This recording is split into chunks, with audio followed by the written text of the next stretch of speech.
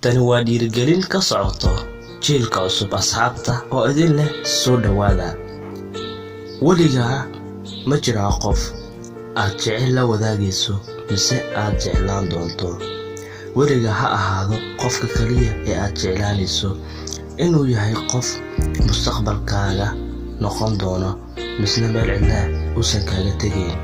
Qof ka dhisan dhanka aadaabta iyo weliba qof dabeecad wanaagsan iyo caqli badan.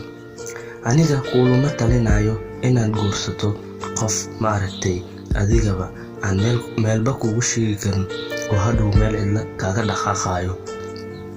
Waxaan ka codsanayaa in aad taladayda qaadato. Fadlan ogow qofka kaliya ee noloshaada ku soo biiro.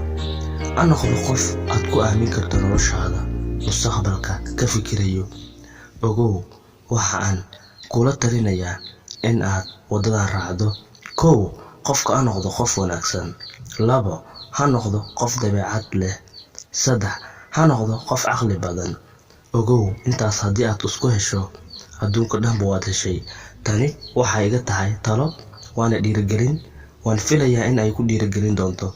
Fadlan haddii ay tahay markii ugu horeysay ee aad na soo booqatay, fadlan channelka subscribe noo saar.